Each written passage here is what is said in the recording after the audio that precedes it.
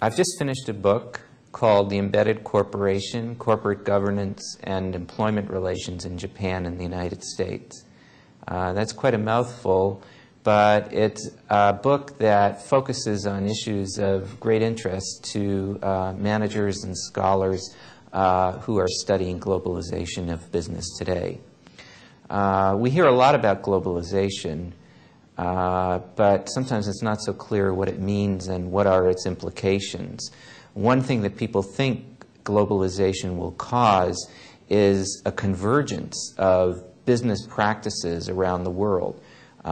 Businesses will become more and more alike as competition and the connections that globalization causes will lead them to be more like each other and imitate each other. So distinctive ways of doing things in one nation or another will erode.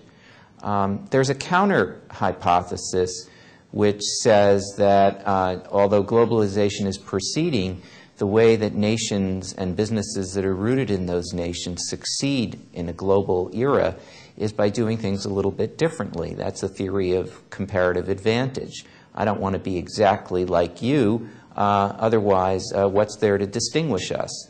So the varieties of capitalism literature argues that instead of eroding national differences, globalization will sustain those national differences, might even intensify them.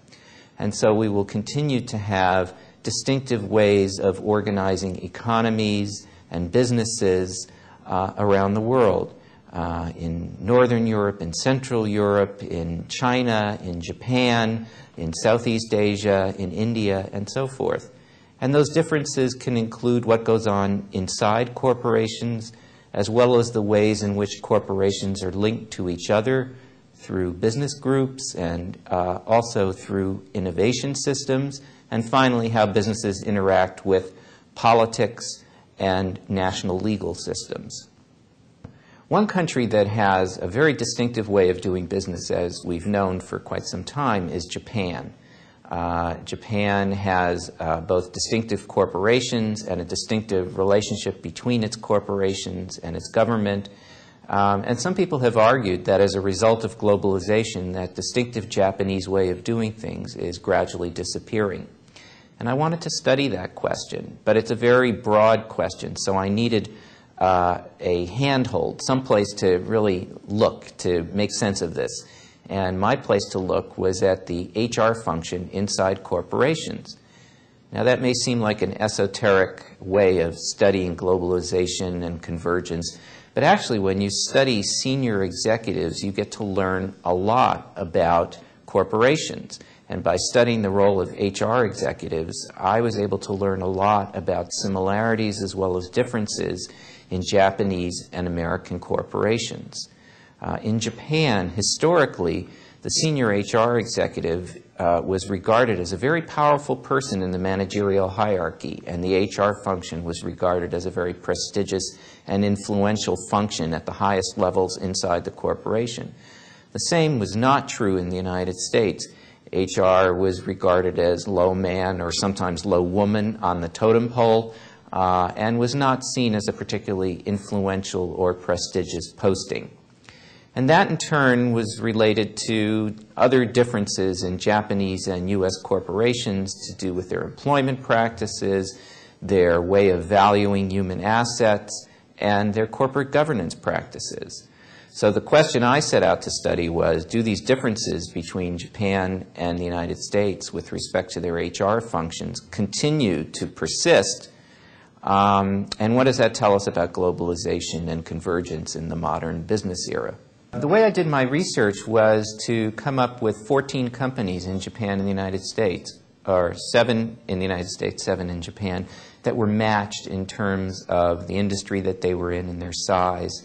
And then I intensively studied the human resource function inside those corporations. In addition to these case studies of 14 companies, I also did a large-scale survey of senior HR executives in large Japanese and U.S. corporations. And on the basis of that research, I wrote this book, The Embedded Corporation. And what I found is a rather complicated series of findings. One is that both Japan and the United States do appear to be moving in the same direction.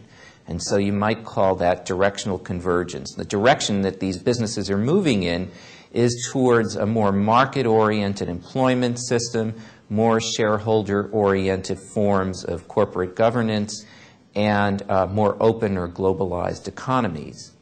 However, the United States seems to be moving in that direction faster than Japan. So a paradoxical result is that although Japan and the United States, their corporations that is, are moving in the same direction, the gap between them is widening because the U.S. is becoming more shareholder-oriented and more market-oriented at a faster rate than Japanese corporations.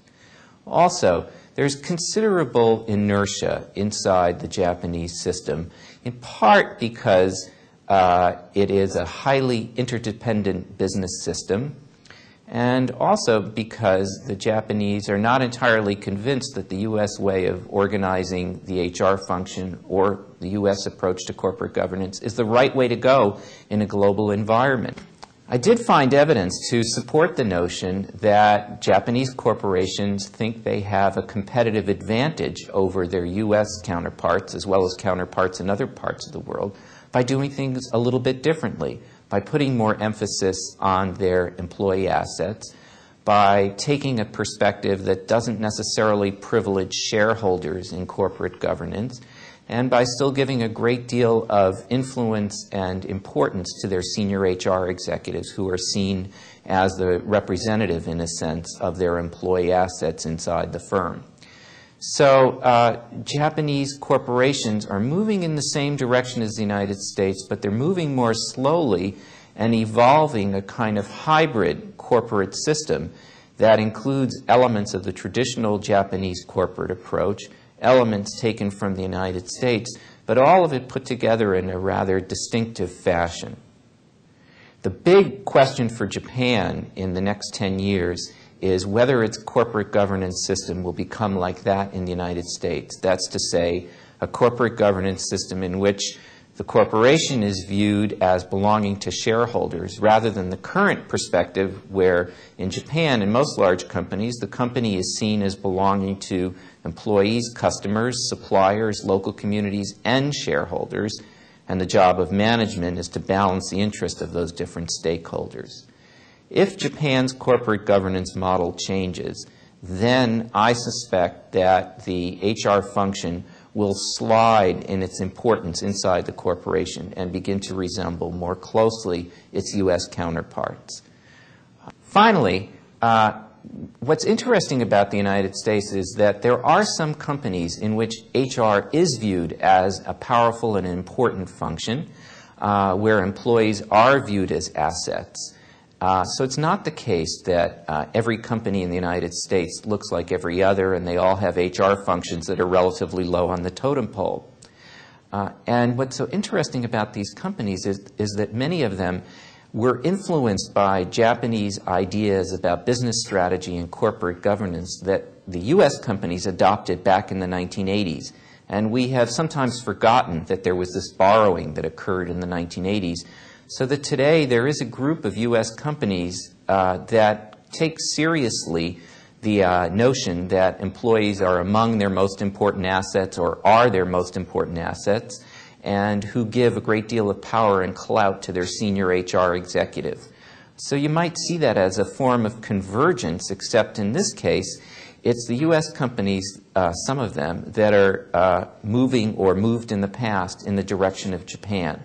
So it's an interesting world, very complicated to understand, one in which there is imitation and borrowing going on between countries, Japan borrowing from the United States and the United States borrowing from Japan, at the same time as national differences persist inside the corporation and in the way that corporations compete with each other around the world.